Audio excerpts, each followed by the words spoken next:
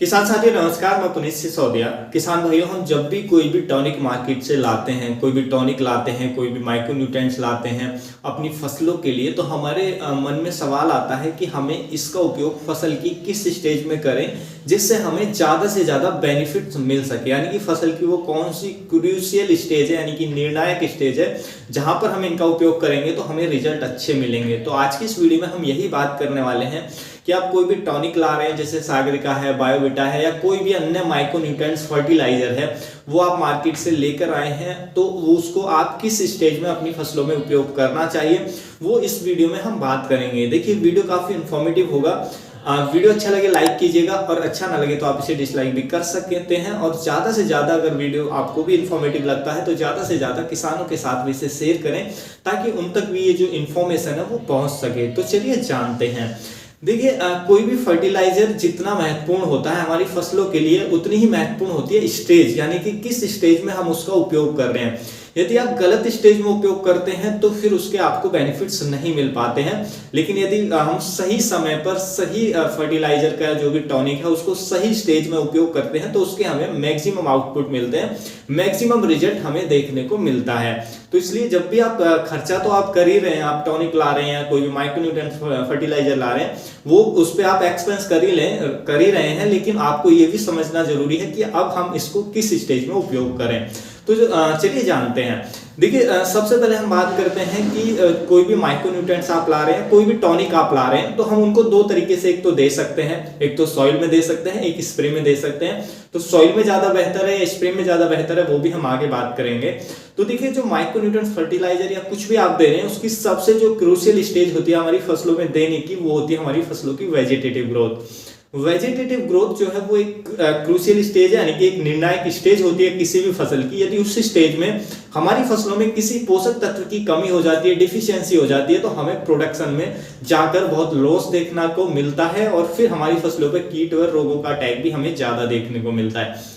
तो वो जो स्टेज है वो बहुत इंपॉर्टेंट स्टेज है, क्योंकि उस स्टेज में हमारी फसल को सभी न्यूट्रिशन की अधिक मात्रा में रिक्वायरमेंट होती है। हालांकि कुछ न्यूट्रिएंट्स ऐसे होते हैं जिनकी एक पर्टिकुलर स्टेज में ज्यादा रिक्वायरमेंट होती है, तो वो भी हम बात करेंगे। जैसे कि वेजिटेटिव ग्रोथ में सबसे ज्यादा क्या चाहिए, नाइट्रोजन चाहिए, लेकिन उसमें हर एक न्यूट्रिशन भी चाहिए, क्योंकि पौधे का ओवरऑल डेवलपमेंट हो रहा है, ओवरऑल जो विकास है उस स्टेज में शुरू होता है, जिससे पौधे को सभी पोषक तत्व चाहिए, उनकी जरूरत होती है, रिक्वायरमेंट होती है। अगर उसी स्टेज में अगर कमी आती है तो फिर हमें प्रोडक्शन में भारी लॉस देखने को मिलता है। तो इसलिए जब भी आप कोई भी टॉनिक ला रहे हैं, कोई भी माइक्रोन्यूट्रिएंट फर्टिलाइजर ला रहे हैं, कोई भी स्पेशल, तो उसको उस स्टेज में आप जरूर उपयोग करें। उस स्टेज में एक स्प्रे आप जरूर लें फसल की वेजिटेटिव ग्रोथ की अवस्था में। वेजिटेटिव ग्रोथ कब आती है, आप सब जानते हैं कि जब भी हम फसल की बुवाई करते हैं तो उससे 30 से 35 दिन बाद, या प्लांटिंग के 20 से 25 से 30 दिन बाद जो हमें वो स्टेज है वो देखने को मिलती है फसल की वेजिटेटिव ग्रोथ। तो उस स्टेज में आपको जरूर देना चाहिए, वो बहुत ही इंपॉर्टेंट स्टेज है। उस स्टेज में किसी भी जो भी आप माइक्रोन्यूट्रिएंट्स ला रहे हैं, कोई भी टॉनिक ला रहे हैं, जो भी आप स्पेशल फर्टिलाइजर ला रहे हैं, तो उस स्टेज में आप उसका एक स्प्रे जरूर दें।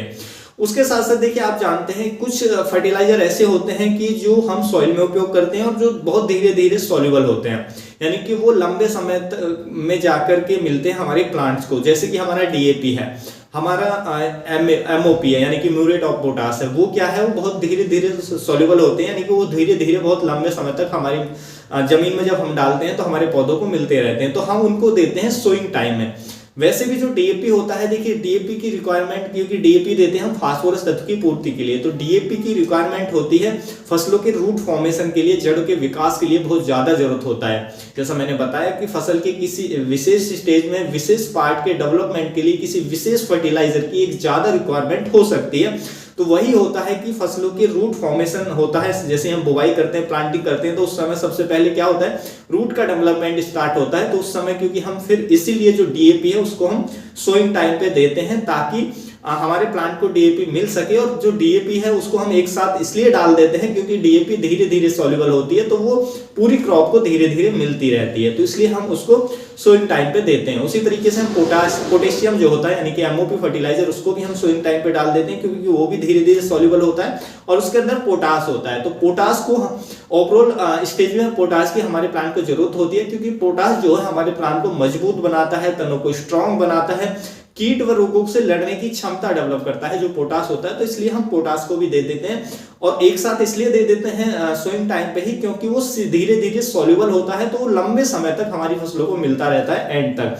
तो इसलिए जो स्लो रिलीज जो फर्टिलाइजर होते हैं उनको हम सोइंग टाइम पे एक साथ दे देते हैं, लेकिन हमें देना कब है, जब उसकी रिक्वायरमेंट है। दूसरा, हम पोटेशियम कब दे सकते हैं, या हम बोरोन की बात करें तो एक तो हमने दे दिया कि हम वेजिटेटिव ग्रोथ पे हमें देना ही देना है, कुछ भी फर्टिलाइजर है हर एक जो हमें देना चाहिए उस स्टेज में हमारी फसलों को किसी भी पोषक तत्व की कमी नहीं होनी चाहिए, क्योंकि उसमें डेवलपमेंट ज्यादा हो रहा है। हालांकि उस स्टेज में ज्यादा कौन सा चाहिए, वेजिटेटिव ग्रोथ में वो नाइट्रोजन चाहिए, तो नाइट्रोजन हमें ज्यादा डाल देना चाहिए।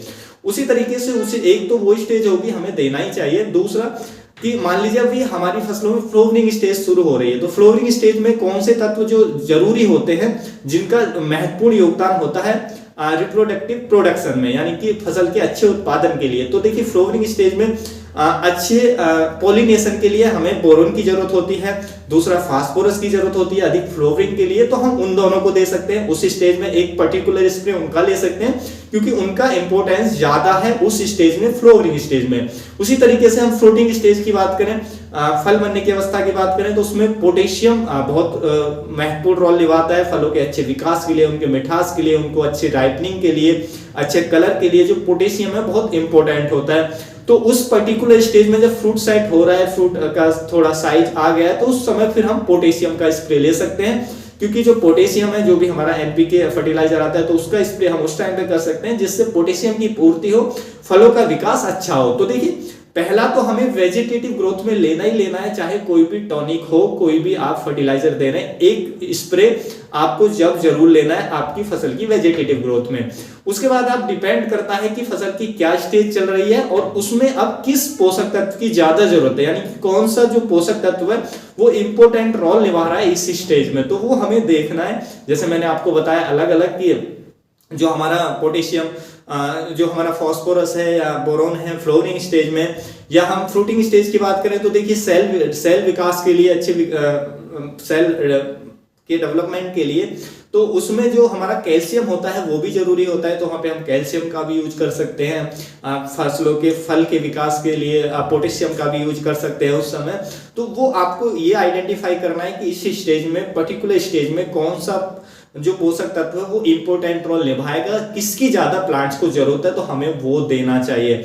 वहीं पर जैसे रूट फॉर्मेशन होता है, हम प्लांटेशन करते हैं, प्लांटेशन के एक हफ्ते बाद फसलों का जो रूट फॉर्मेशन है, जड़ों का विकास है वो स्टार्ट होता है, तो उस समय जो फास्फोरस की ज्यादा जरूरत होगी, क्योंकि रूट डेवलपमेंट के लिए जो जरूरी होता है फास्फोरस होता है, तो उस समय फास्फोरस हम चला सकते हैं प्लांटिंग के कुछ समय बाद या सोइंग के कुछ समय बाद, क्योंकि उसमें फास्फोरस चाहिए, तो जड़ों का जो अच्छा विकास है वो हो, तो वो हम आइडेंटिफाई कर सकते हैं कि ये स्टेज चल रही है, इसमें ये पोषक तत्व चाहिए, हमें ये देना चाहिए। लेकिन अगर आपको जो कोई भी टॉनिक वगैरह आप स्पेशली ला रहे हैं तो वेजिटेटिव ग्रोथ में आपको जरूर उपयोग करना चाहिए, वो जरूरी है उस स्टेज में। क्यों जरूरी है? क्योंकि प्लांट को ज्यादा न्यूट्रिशन इस स्टेज में चाहिए, कोई भी न्यूट्रिशन चाहिए, हर एक की जरूरत रिक्वायरमेंट ज्यादा होती है, क्योंकि फसल अपनी बढ़वार पे होती है, उसकी हर एक पार्ट की एक ग्रोथ हो रही होती है, डेवलपमेंट हो रही होती है, और हर प्लांट के हर पार्ट के लिए हर एक पोषक तत्व जरूरी होता है। ऐसा नहीं है कि रूट फॉर्मेशन हो रहा है तो उसमें और पोषक तत्व की जरूरत नहीं होगी, नहीं, और भी पोषक तत्व चाहिए, लेकिन ऐसा होता है कि एक पर्टिकुलर पोषक तत्व उसकी रिक्वायरमेंट ज्यादा होती है, यानी फास्फोरस ज्यादा लेता है। उसी तरीके से वेजिटेटिव ग्रोथ हो रही है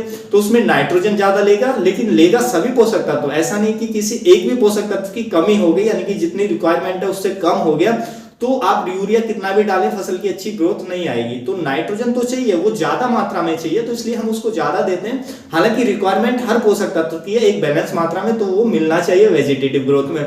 उसी तरीके से फ्रूट डेवलपमेंट हो रहा है, फलों का विकास हो रहा है, तो उसमें पोटेशियम ज्यादा चाहिए, कैल्शियम भी होना चाहिए, जिससे सेल वॉल का विकास अच्छा हो, सेल जो वॉल है अच्छे से बढ़े, तो फसलों का जो साइज है, फलों का साइज है वो अच्छा हो, तो वो भी रिक्वायरमेंट होती है। तो पोटेशियम की हाई रिक्वायरमेंट होती है फ्रूटिंग स्टेज में, लेकिन ऐसा नहीं कि और पोषक तत्व नहीं चाहिए, और भी चाहिए, उनकी भी रिक्वायरमेंट होती है, वो भी नेसेसरी होते हैं, लेकिन पोटेशियम थोड़ा ज्यादा मात्रा में चाहिए, तो इसलिए हम उसको पोटेशियम थोड़ा एक्स्ट्रा दे देते हैं स्प्रे के माध्यम से, जिससे हमें अच्छे रिजल्ट मिलते हैं। तो उम्मीद है किसान भाई आप अच्छे से समझ पाए होंगे कब हमें कैसे और क्यों देना चाहिए कोई भी हम टॉनिक ला रहे हैं, कोई भी फर्टिलाइजर ला रहे हैं, तो उसको किस चीज़ों को ध्यान में रखते हुए हमें उपयोग करना चाहिए। तो वीडियो अच्छा लगा हो तो लाइक जरूर करें और ज़्यादा से ज़्यादा फार्मर के साथ इसे शेयर भी करें। मिलूंगा मैं आपको एक और नई वीडियो में नई जानकारी के साथ, तब तक के लिए आप अपना ख्याल रखें। धन्यवाद।